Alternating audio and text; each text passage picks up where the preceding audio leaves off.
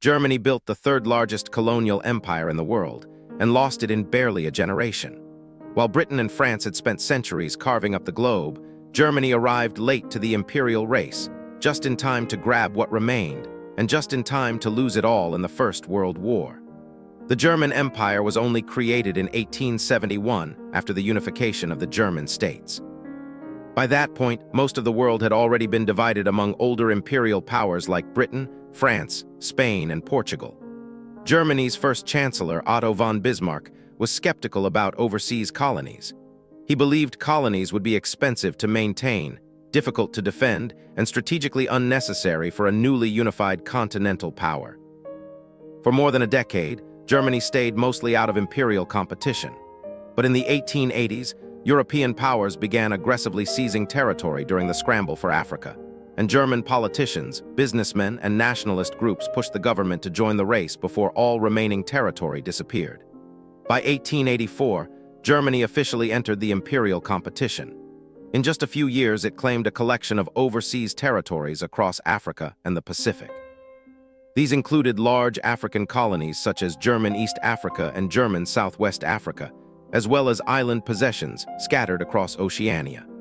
Because Germany was such a latecomer, many of the territories it acquired were among the last areas still open to European expansion. Even so, the empire quickly grew large enough to become the third-largest colonial empire in the world, at least in terms of territory.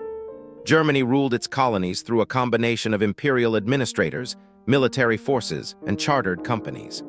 Colonial governments were designed to extract economic value through plantations, resource exploitation, and trade networks tied to the German economy.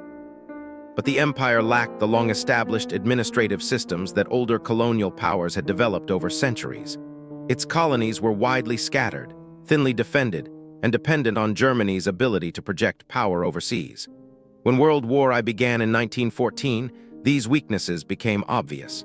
Germany's colonies were isolated and surrounded by territories controlled by Allied powers. Within a short time, most German colonies were captured by British, French, Japanese, or South African forces. The only major holdout was German East Africa, where German troops conducted a long guerrilla campaign that lasted almost until the war's end. After Germany's defeat in 1918, the empire was dismantled. Its overseas territories were confiscated and redistributed by the League of Nations as mandates administered by the victorious Allied powers. Germany's colonial empire lasted barely 30 years, making it one of the shortest-lived imperial systems of the era. Yet its brief existence had lasting consequences. Colonial rule in places like German Southwest Africa produced brutal conflicts and atrocities, while the loss of the colonies after World War I became part of the broader resentment toward the post-war settlement in Germany. In other words, Germany's late and short-lived attempt at empire was not just a historical footnote. It helped shape the political tensions and global dynamics that followed the First World War.